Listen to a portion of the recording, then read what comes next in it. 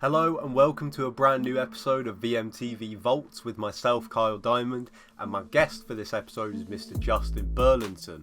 Justin is fighting this Friday night of the Cage Warriors trilogy against David Bear, who's a very highly thought of prospect in Europe. Justin has a professional record of 5-0, all fights being via finish, with an extensive amateur background. We talked about his struggle to get a fight during the last couple of years. He hasn't fought since 2019, where he fought for Bellator, and now he's made the switch over to Cage Warriors. Without further ado, Mr. Justin Burlinson on VMTV Vaults.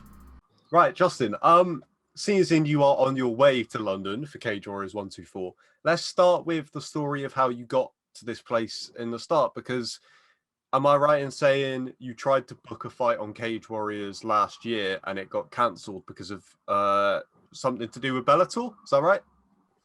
Yeah, well, last time I signed, I thought me Bellator contract was up, which it was supposed it was meant to be up at that time, but because of COVID, it got prolonged because of something some little bit in the contract prolonged it because of COVID. So I had like an extra 6 months on the contract, but at the time I didn't know this, so I just signed a 5-fight deal with Cage Warriors, and then signed a fight on one of their shows last year, but then it fell through obviously because of Bellator, really.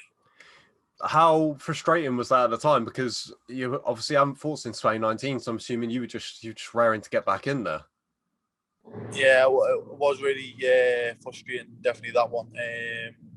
So I was meant to fight in Bellator Milan, and that fell through as well because of COVID. When we were actually in Milan, one of my cornermen tested positive, so right, fight got cancelled then, and then so that was frustrating then, and then I tried to get on Cage Warriors, and then 2 weeks out that got cancelled. So it was been tough getting a fight, but now we're here. You know what I mean?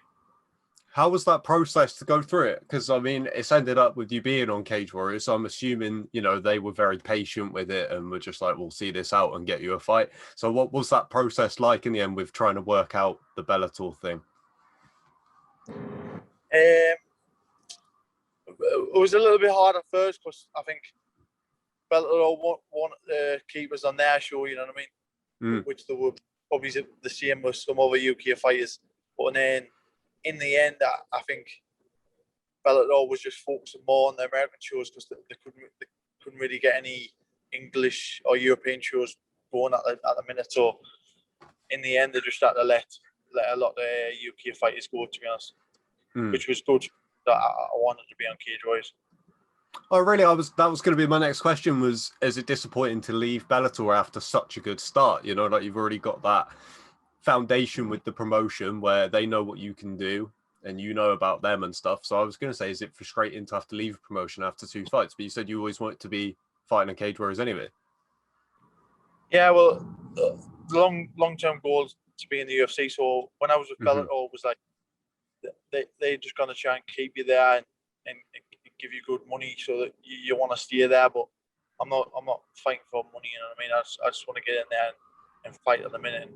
And Bellator, they weren't really keeping us active where Cage Warriors will. I'm going to ask you the question that I feel like you're probably going to get asked in every single interview, but you're a couple of days away from a fight, like I said, after not fighting since 2019. How's that feel to just be fight week? Oh, it feels good. Yeah, even though I'm cutting weight and stuff at the minute, I feel a bit.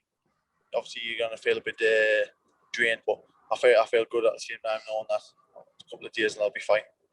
Has it kind of hit you yet? Because after you said like about with the Bellator Milan thing, where you got so close just for it to be cancelled, and then the Cage Warriors fight being 2 weeks out, is it really? Have you let it hit you yet, or is there still a bit of reservement, like not getting too excited? No, I don't really get too like high or too low. You know what I mean? I just sort of just stay in the middle, just calm, relaxed, and just looking forward to it, really. Another thing that I think has worked out so well for you is obviously being 5-0 in your career, but going straight into Cage Warriors and taking on a guy like David Bear. Like, he's a guy that is pretty highly thought of in Cage Warriors, so it's a big fight for your debut.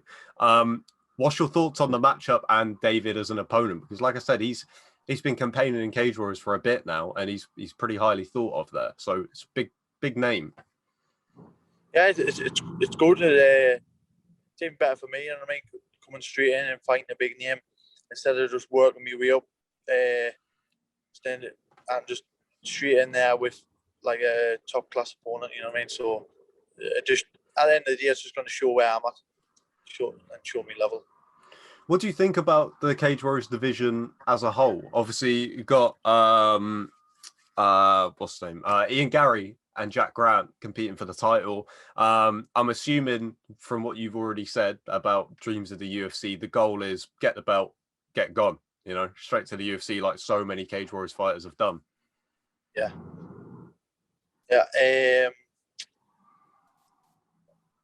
I think Jack's just gonna smash Ian, to be honest. So after that, especially a performance against Ian Garry like that, it's gonna send Jack to the UFC. So whoever's next in line for the title, I want to be fighting them. Are you a predictions kind of man? Do you have a prediction in mind when you visualize the fight with David on Friday? To be honest, just want to get in there and get some rounds in, to be honest, because I'm really, like, my last fight was 8 seconds. So really, like, it's been a bit longer than like 2 years where I've actually fought longer than like a round, you know what I mean? So I want to get in there, get some rounds in, and get comfortable in the cage again. I'm always curious with fighters who have finished all of their pro fights, and when looking at your record, your amateur background is one of the most like filled out amateur backgrounds of any fighter I've interviewed. Do you think that massively helps in terms of finishing your early pro fights the way you have, that you've got that experience as well to go into the pro game? Yeah, definitely. Like you learn a lot from your amateur fights, and like just making little mistakes and just fighting different styles. Like the more fights you have, the more styles you fought against, and then the more knowledge and like fight IQ you're gonna get in there by just sparring and fighting different people. So it's I would say it like anyone who's pro. I mean, anyone who's still amateur at the minute, like just get as many as you can in.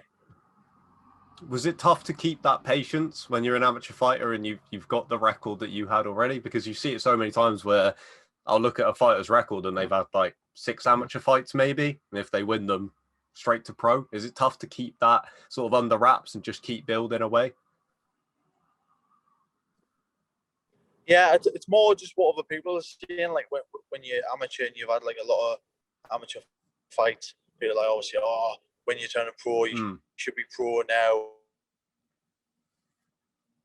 You know, never think about yourself first, and just take your time sometimes, especially if you're young. I mean, if you're old and you're a bit older and you're fighting at amateur, you might want to rush things a little bit. But if you're young, you know what I mean, you might just get the experience while you can.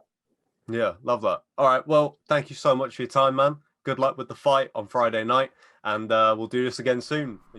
Thank you for watching this episode of VMTV Vaults with myself, Kyle Diamond, and my guest, Mr. Justin Burlinson. As I said at the start, Justin fights this Friday night of the Cage Warriors trilogy, so you can check that out on UFC Fight Pass. Also check out new episodes of The Violent Mike every Friday at 8. Hit subscribe. Until then, I'll see you on the next one.